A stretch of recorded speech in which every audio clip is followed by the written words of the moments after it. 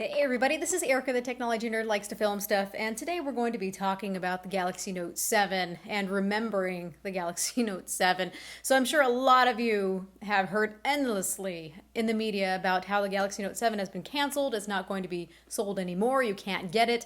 I've been on eBay, I've been on Swappa, I've been on Amazon, I've been everywhere, and you simply cannot get one of these, not from your mobile carriers, not from anybody. Samsung is sending out these fireproof boxes to people to send back their notes, and also carriers like FedEx and UPS, USPS will not fly these phones anywhere. They will only do ground service. So this is a really big thing. I just came back from San Diego from my anniversary honeymoon, and on the flight, they're saying you can't have the Galaxy Note 7.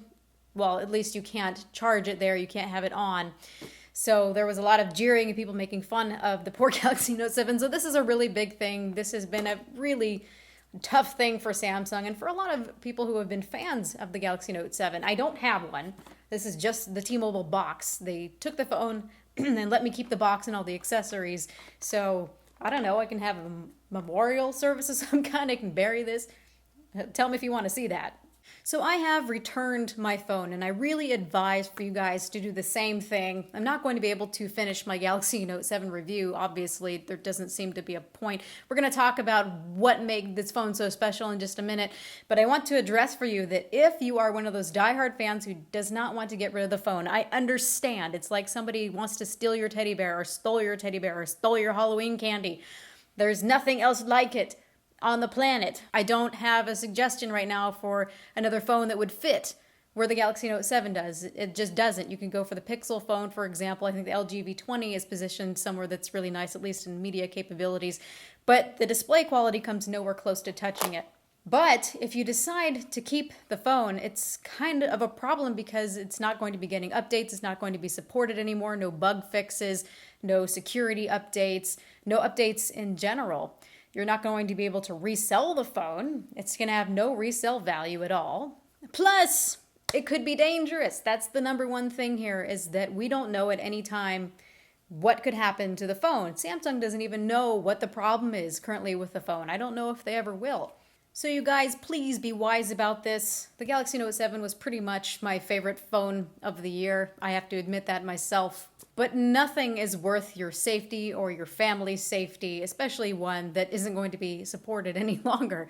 So be wise about that. I sympathize with you guys. You have no idea how sad I have been with all this. So let's go ahead and talk about what made the Galaxy Note 7 so great, since I can't finish my review. I don't have one anymore. So I've put together a comprehensive list of all the things that was the Galaxy Note 7 to me and the experience. Let me know what your experience was, so bear with me. So first off, it felt great in the hand. I think it was the most attractive phone of the year. Just the way that it was symmetrical, the way that it was a huge screen. It went side to side. You could hold it, and it didn't feel as big as it was because of those curves. So it was a beautiful, gorgeous phone. It's like they had so much advanced technology packed into the thing that they themselves couldn't even harness everything in there, and it just became dangerous. We'll find out. Maybe. It had an incredible suite of software features that complemented the hardware. So this was not simply just a Galaxy S7 Edge that had a pen.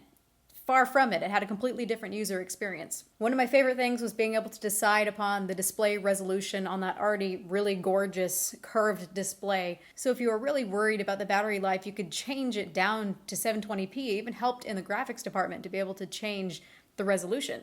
You had several display modes for your liking. That is offered on the S7. And I think it's the brightest AMOLED display that they've put out so far. It was an astounding display on the thing. They had just recently supported HDR content, which I had a little bit of a chance to play with on Amazon. Let's just say everything looks stunning on the display. You can make dog poop look good on the display. It was that nice. You had the ability to quick unlock the phone with the iris scanner. I was not convinced by the iris scanner at first. I thought that the fingerprint scanner was good enough, but sometimes I'd be holding the phone in some way for some reason, and I couldn't shimmy my hand all the way down to unlock it with a fingerprint sensor. So if I held it up, I could use the iris scanner and it would unlock really quickly. So I really ended up liking that. I hope they bring that back.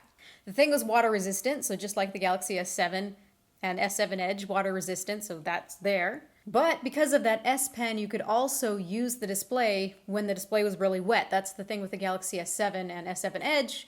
If it's underwater, although this isn't really a real use situation, but when the display is really wet, it becomes kind of wonky and not responsive the way that you would want it to be. So using the S Pen took care of all that. So even if there was complete covered in rain, it worked perfectly with the S Pen. So I loved that feature. I live in Washington. It rains nonstop.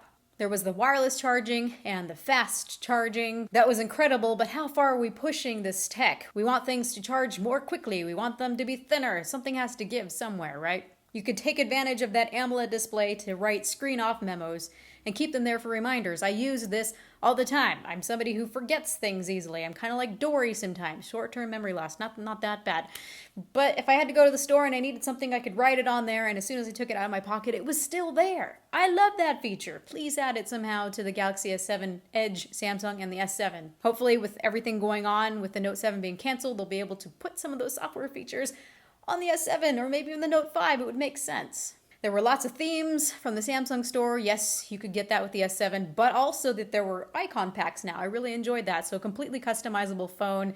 It became an extension of me. I could really deck it out to be just what I wanted it to. So gorgeous phone, and you could completely customize the thing. You could use the S Pen to get down to serious note-taking or signature writing business. I would sign things all the time by PDF on my phone, or I would take notes. And I found out that if you install S Note, that you could install extra feature packs so that you could write on the screen and have that turn to text recognition later, or you could have shape recognition, or it could recognize formulas. So all of that is still there within the S Note program, and you could do that all in the Galaxy Note 7. You could also pin a note onto the home screen as an addition from those extra feature packs. So it's great. A great set of software features. They cleaned up the camera interface. I hope they do that with the Galaxy Note 7. And not to mention possibly the best camera that's on the market. I've been playing around with the iPhone 7 camera and I like it. I do. I think that the colors are really natural in here, but I just happen to like the pictures of the Galaxy S7 and Note 7 even better. I felt that the buttons were in an excellent place. That's something to complain about on some smartphones. I think Samsung does a good job with the buttons. And just like with the S7 and the S7 Edge, I really love to double click on the home button to execute the camera, so at least you still have that feature with the S7. Then there was Samsung Pay, and I could quickly whip out my phone when I was out at the store if I didn't want to get my wallet and pay for something, even on old payment terminals. And a note on performance. So yes, I did see that it struggled sometimes. It had some issues with some frame drops around the interface. That's, that touch whiz lag. So that still existed here and there on the Galaxy Note 7. But overall, the experience was really good. I didn't have many complaints with the amount of software features on it. Things like a Mack truck. Not expecting to go from 0 to 60 in like 2 seconds, I didn't sense anything wrong with it in terms of performance that would keep me from wanting to use it, not even remotely. It did sometimes get hot while charging it, and also when doing heavy tasks out on LTE, but I never felt a sense of danger. So it shocked me entirely when the things started blowing up and people started having so many issues. This is just, am I dreaming? This is crazy.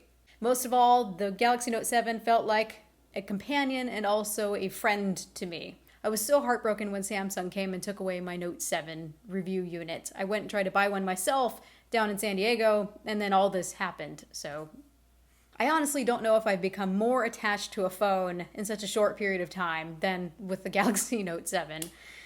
I miss it, okay, you guys? I get it. The closest Samsung device to the Galaxy Note 7 right now is probably going to be the S7 Edge because it's within that same generation, same internal specifications except for a smaller display. Doesn't have the 64 gigabytes of base storage. That was really, really nice. No S Pen, obviously, no iris scanner. No always-on memo, no display resolution control for power saving, and the menu system and the UI are also different on the S7, so maybe Samsung will update that. So what now then? Is Samsung going to be releasing another Note product? I don't know. Maybe they'll rename it, maybe it will become something else. It really feels like they've tarnished their Note brand here. I don't think this is going to affect them indefinitely. I think that they've got tons of money, and people who have tons of money can go ahead and put as much media out there as they want, as many products out there as they want, and eventually they'll slowly build back up by word of mouth and buzz and everything. They'll be okay, basically. This sucks for them. It's going to be hard for them, but they are not perishing. If we see another Note product, they'll probably rename it to something else, maybe the Galaxy S7 Pro. So stay tuned. Right now, I would probably just keep your Galaxy S7 Edge, or maybe back down to a Galaxy Note 5 if you really need to have the S Pen. Otherwise, I'm excited for the Pixel phone, honestly, because it is just so basic Android with all the updates. At least that makes me feel comfortable somehow. But for now, I'm going to continue using my Galaxy S7 Edge. I will sulk, I will mourn, I will get over it, so will you guys. So let me know what your experiences have been. This has been Erica, the technology nerd who likes to film stuff. Please rate, comment, and subscribe. Tell me what the Note 7 was to you. To me, it was a friend, like a teddy bear. Let me know, and have a good night.